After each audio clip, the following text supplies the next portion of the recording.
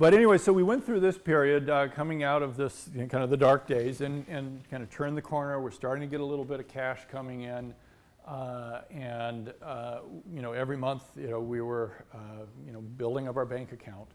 And by the end of the summer of 1986, I believe, was when we decided the bank thing isn't working anymore. We've got to figure something else. We've got to figure out how to sell the product ourselves. Now, we had at that time a war chest of $100,000 in the bank. Mm-hmm. Now, you recall when we started out this company, we were trying to raise venture capital. We were looking to raise millions of dollars for a retail launch. So we now had some cash in the bank, but it was nowhere close to the millions of dollars that we thought we would need for a kind of a big marketing launch. But we had $100,000. And we had decided with this $100,000, we've got to figure out how to sell this product ourselves. So what do we do? What do you do with $100,000 to launch a product with no internet? Thoughts? Newspaper. Newspaper? Yeah. Advertising. Advertising. Direct response advertising? Yeah. Or cold calls. Cold calls? Yeah, that's kind of hard when you're selling a product for 49 bucks. Yeah, you don't. Direct sales, you got to have a higher ticket price to make that work out. Radio station advertising? Uh-huh. You got to put it to the retail store. It's a chicken and egg problem. The retail stores want to carry you if you have people coming in asking for it. If you don't have people coming, then they won't carry it. It's a chicken and egg problem. Right. And that's the problem with radio advertising too, is that radio advertising, TV advertising, not that we could afford it, but that kind of brand building advertising, demand building advertising requires some ability for the customer, once they get excited about it, to be able to buy it.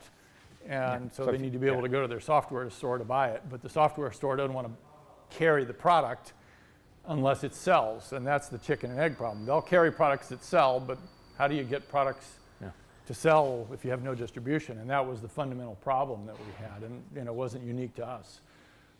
And the answer is? And the answer is exactly what you said. We bypassed the retail channel and went with direct response advertising. We cut the price of the product in half. From it was originally $99, we cut it to $49 to make it. We thought, just on judgment, we thought that was going to be, an easier impulse kind of purchase.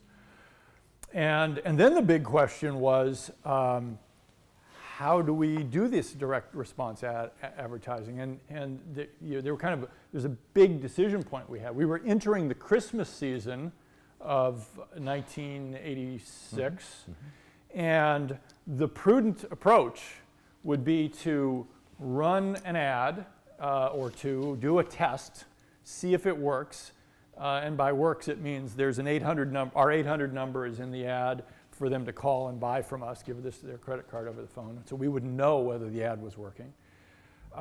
And then if it works, then you expand it. If it doesn't work, you tweak it in ways that you think will make it work, and then you try it again until you got something that's working. The problem with that approach is it takes time. By the time you run this test ad, read the results, and hoping for the best. Let's say we run the ad, read the results, and it works. And now we say, okay, now let's do it broadly. We've missed the Christmas season.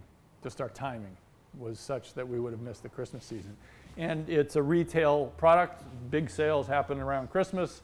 And if we did that and had to wait and miss the Christmas season, we'd really have to wait another year before we'd be able to do this. You could sell some in the rest of the year, but the big selling season is Christmas, and we didn't want to miss it.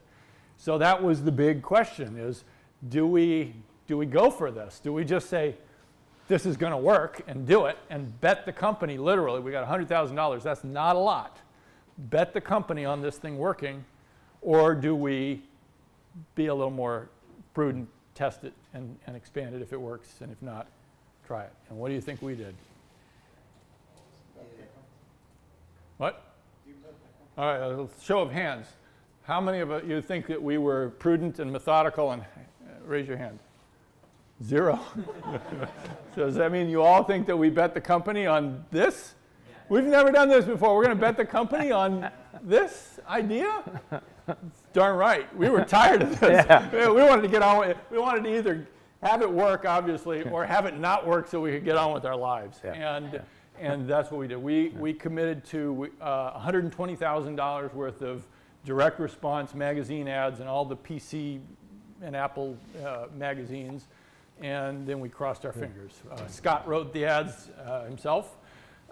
They were very copy-intensive ads, not lots of pictures. It was a copy-intensive ad because we needed to close the sale right there. We had to make sure that any question that the customer had about our product was going to be answered there. We couldn't rely on him going to a software store and asking the salesman for questions about our product because the salesman never heard of us. Yeah. And so that's what we did. And I did get the smartest guy I knew in direct marketing to teach me how to write a direct marketing ad. And I would take his principles, I would draft the ad, I would mail it to him. This was even before we had a fax machine.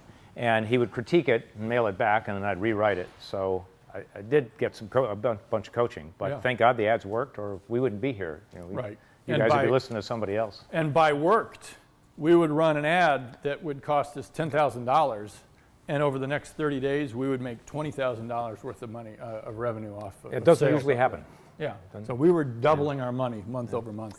So Tom, I think we might just go to some of these questions, and then we can open up to more. Okay. Let me pick the bottom two. How to learn from customers. Well, this one, in addition to the work we did with surveys and interviews, the one thing I've learned is you want to go visit customers. We developed a method called Follow Me Home Testing when we thought that our research wasn't telling us the actual customer experience. So we got a local software store, this is when software was still sold in stores, to hand a flyer to every customer who came in and bought Quicken. And the flyer said, hey, call us before you take the shrink wrap off the box and we'll send somebody to come watch you. And so that's what we've done ever since. We've had the idea of actually watching real people really do the real thing that you're trying to get them to do or that you would like to build a product for, is where a lot of learning happens. Go in and observe with your eyes. And look to understand the problem and the emotion and the pain. Because you're really looking for a pain point, and the best way to discover a pain point is to see it with your own eyes. And I think, just to add to that, a lot of times I think people think that you can ask customers about their experience.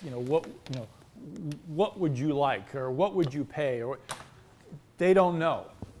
And even if they do know, they don't tell you honest answers. So we found that just observing real people doing real things, and that's the only way to really know. Yeah. And then you also get surprised by stuff you never expected that you wouldn't have found if you weren't there watching. Yeah. Okay, how to stay afloat when the market is yet to come. So we talked about how to stay afloat, at least our experience. Let me talk about this product whose market is yet to come. I kind of believe that that's not the province for startups. That a startup shouldn't attack a market that can't come right now. Because you can't get the money to fund you long enough. Now, a big company could invest P&G, there are some products they've invested in for 20 years because they've got billions of dollars of staying power. But startups don't. You've got to find something that people will buy now. So I think you should find a problem that's real today that you can solve today. And leave the future problems that don't yet exist to somebody else. Maybe after you have your first success, you could fund one of those. But if you look at the big successes, the names you all know, they all worked on solving real problems real people had today. So Facebook was useful in version 1 at Harvard. Google was useful in its early version because search was screwed up bad in 1998. Twitter was useful in version 1. They didn't have to wait for a market that wasn't there yet. It solved a real problem of human connection that was real then, it's real now. So that's my advice, is to avoid markets that don't exist. Or rather, problems that don't exist. There may not be a market yet, but if the problem isn't real, your business won't be either. Let's see, how to protect against disruption. I think every successful company faces this, and it's a tough question. I think you've always got to be looking underneath where you are now. Typical disruptor pattern, if they come underneath, it's either simpler, cheaper,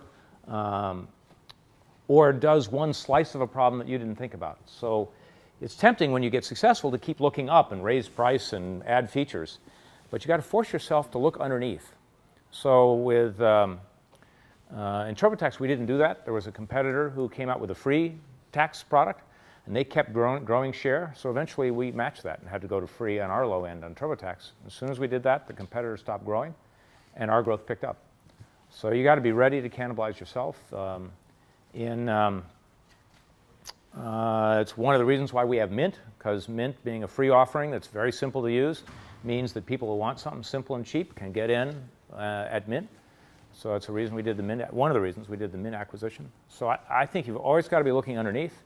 We found there are businesses that aren't ready for accounting yet, so we sell QuickBooks, but there's some businesses, very small, that aren't ready yet. So we're working on some things for those customers, things that are not accounting, things that you'll need before you ever need accounting. So we can try to serve the needs of customers so that once they're customers of ours, when they need accounting, we'll be there. So that'd be my quick thought about how to protect against disruption. How to price? Boy, who knows? That's a black art. I don't think there is a formula on that. I think the one thing I would, just a piece of advice about the question of how to price is don't kid yourself that you can do a survey of customers and ask would you be willing to pay X? They lie. They're wrong. They have no idea. So I don't know how you get to X, but that way doesn't work. Yeah. Yep. Yeah, we occasionally make the mistake of surveying customers on would they buy at a certain price, and the results have never been projectable. They can be off 20 to 1. So yeah, Tom's absolutely right. Would it be better to overestimate or underestimate? On price? So you're saying is it better to underprice or overprice? Yeah. My guts are to underprice, because if you underprice and get volume, you'll be fine. Yeah. If you don't get the volume, you're probably dead. Is it a business with software in it? No.